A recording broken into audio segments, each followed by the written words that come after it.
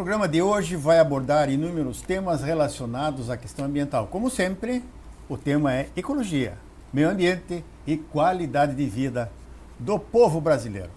O nosso convidado, novamente, é o Dr. Sérgio Luiz Dalacqua, ele que é presidente da Associação de Preservação e Equilíbrio do Meio Ambiente, a APREMA, uma entidade que já conta com 33 anos de experiência na luta em prol da qualidade de vida do povo brasileiro. E vamos conversar com o Sérgio alguns temas interessantes que interessam a todos vocês. Doutor Sérgio, seja bem-vindo ao nosso programa. Obrigado. Nós estamos hoje, então, com alguns temas interessantes que interessam tanto a Associação do Meio Ambiente, porque ela tem se envolvido nesses programas, nessas questões ambientais, nesses Perfeito. impactos causados por muitos atores dentro da sociedade em que vivemos. E um desses temas que bastante preocupante e é um tema novo, porque nós temos hoje uma lei de resíduos sólidos no Brasil, que é muito recente, tem menos de 2 meses, e ela define o comportamento do gerador em relação ao meio ambiente e à sociedade em que ele opera com sua indústria, gerando esses resíduos classe 1 e classe 2. Nós sabemos de que há muito tempo houve um problema de passivo ambiental na região do Vale do Itapocu, mais precisamente em Schroeder, onde se imagina existir um dos grandes passivos tóxicos ambientais em Santa Catarina, no sul do Brasil, talvez seja um dos grandes problemas ambientais dos 3 estados do sul. O senhor, que é advogado ambientalista, presidente da APREMA, o que poderia passar para os telespectadores, inclusive alguns que têm envolvimento com esses passivos ambientais lá de Schroeder? Bem, é um prazer estar aqui participando novamente do seu programa. A questão da legislação, Gert, referente aos resíduos tóxicos, ela tem sido aos poucos mais rígida, o que é natural, porque a sociedade, com a evolução industrial, tecnológica, vai produzindo mais resíduos. A natureza, esses resíduos são cumulativos, ou seja, eles vão se acumulando, às vezes eles precisam ser simplesmente estocados, eles não têm como ser anulados na maioria das vezes. Então é natural um cuidado. Então os empreendedores, os empresários precisam tomar cuidado com o destino que estão dando aos seus resíduos, porque a legislação, como você bem sabe, ela responsabiliza o produtor, o gerador do resíduo tóxico, mesmo que ele entregue esse resíduo tóxico para alguém e diga, ó, eu já entreguei, etc. Não adianta. A legislação criminaliza o gerador também. Então, o gerador precisa tomar cuidado com a quem ele entrega, que sejam empresas não só licenciadas, mas acompanhadas pelo poder público, para que de fato o resíduo que ele gerou tenha um destino, uma estocagem, enfim, uma deposição correta. Você perguntou sobre o caso de Schroeder, que é um caso bastante conhecido e que já se arrasta há alguns anos. Eu realmente estou envolvido nessa situação, inclusive como advogado de uma das empresas que julgou estar dando o destino correto aos seus resíduos, que era uma pequena quantidade, e hoje temos naquela cidade acumulado um enorme passivo de muito impacto, virou tudo classe 1, altamente tóxico, altamente perigoso, numa dimensão que ainda não se sabe direito, mas são centenas, talvez milhares de toneladas, e que o Ministério Público Federal, a Justiça Federal, junto com a Fátima, estão agora enfrentando esse problema no sentido de forçar, e aí que eu quero chamar a atenção para os industriais, para os geradores de resíduos. As pessoas entregaram para uma empresa julgando que estavam resolvendo o seu problema, e agora a empresa não fez a deposição correta, não fez, enfim, não deu o destino adequado. Isso virou um enorme passivo ambiental e quem pagou para guardar lá, estocar, agora vai ter que pagar para remediar ou retirar ou tratar, enfim, vai ter que ser retirado um passivo que não pode ficar do jeito que está. Então esses passivos ambientais, classe 1 e classe 2, dentro da norma a BNT 10004, eles são caracterizados como perigosos, que é o classe 1, e não inertes, o classe 2. Exatamente. Uma vez misturado esses resíduos, como você bem falou, eles transformam-se todos em classe 1. Naturalmente. E esses resíduos, se foram depositados de forma incorreta no solo, eles permanentemente ficam impactando os aquíferos, que são os mananciais de água, são os aquíferos que demandam água para o rio Itapucu, que é um rio que abastece a cidade de Guaramirim. Então são metais pesados, são cianetos, são hidrocarbonetos que estão impactando e contaminando permanentemente o solo, e isso demanda o quê? Um projeto de remediação. Não seria isso que está sendo proposto? A proposta é exatamente essa. A Justiça Federal, junto com o Ministério Público Federal, estão exigindo que os geradores do resíduo agora, depois de já terem pago para depositar lá, se consorciem, se ajudem mutuamente para poder remediar uma situação que foi criada por uma empresa que não fez da forma correta.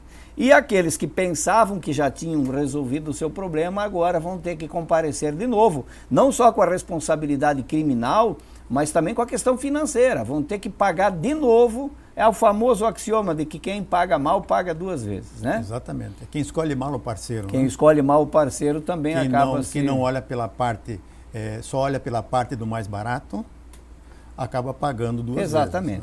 Para dar um exemplo, Gert, fácil das pessoas entenderem, é claro que o consumidor, pessoa física, o consumidor comum, o cidadão comum, se ele vai fazer uma obra na casa dele, ele contrata uma caçamba e ele não sabe aonde vai parar. Quando é uma pessoa física, é difícil de pegar. Quando é uma empresa, às vezes uma empresa conceituada, que paga para uma empresa de retirada de entulhos, e não se preocupa. E às vezes o que acontece muito, a gente vê muito nas nossas vias secundárias aí do interior, aquela empresa de entulho, em vez de levar para um aterro licenciado, vai na primeira rua, na primeira esquina, no primeiro baixio, joga lá, joga junto embalagem, joga junto papéis, documentos que identificam o gerador daquele resíduo e que sujeitam o gerador a uma pesada multa que ninguém vai fazer em cima do caçambeiro ou da empresa, mas sim de quem gerou. Isso são provas contundentes. Os peritos, tendo essas provas em mãos, logicamente o gerador vai ser identificado. Exatamente. E crime ambiental dessa grandeza tem um ônus fortíssimo. As multas ambientais são sempre muito pesadas e precisam ser para disciplinar o gerador de resíduo. Então é importante que a empresa, ao entregar o seu resíduo, eu estou dando o exemplo da construção civil, que é de pouco impacto, digamos assim, mas ela precisa saber... Qual seria, assim, o recado que o Dr. Sérgio daria para os geradores que se encontram aqui no Vale do Itapucu? Joinville tem empresas de renome, marcas fortíssimas, levaram seus resíduos para lá. Então, a imagem dessas empresas poderá ficar arranhada se elas não providenciarem com os seus jurídicos o encaminhamento correto. Exatamente. Não é questão agora de querer dizer que não aconteceu isso aí, porque as provas, pelo que eu sei, eu analisei inclusive esse processo lá de Jaraguá do Sul, existem provas contundentes, relações completas, quantidades exatas do que foi levado para lá. Empresas de renome nacional, com imagens corretas, de empresas ambientalmente adequadas, estão agora às voltas com um problema que é preciso eliminar para que isso não fique, como dizem os políticos, sangrando, né, para que não fique a empresa exposta a arranhões na sua imagem institucional por conta de uma deposição incorreta de uma empresa que assumiu uma responsabilidade e não cumpriu. Do ponto de vista civil, Gert, a empresa que entregou poderia, teoricamente, processar o recebedor. Mas do ponto de vista da lei dos crimes ambientais, ele está indissoluvelmente ligado à origem do problema. Então ele não vai conseguir. O gerador é o responsável.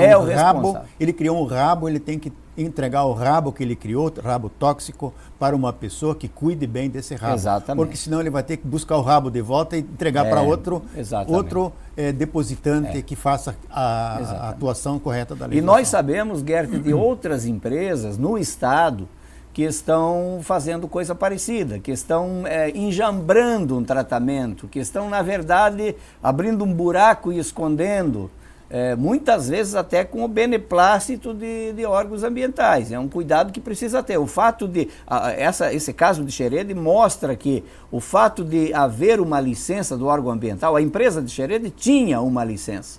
e as empresas entregaram por conta, bom, está licenciado, só pode estar correto. Não estava e agora elas estão sendo chamadas a responder.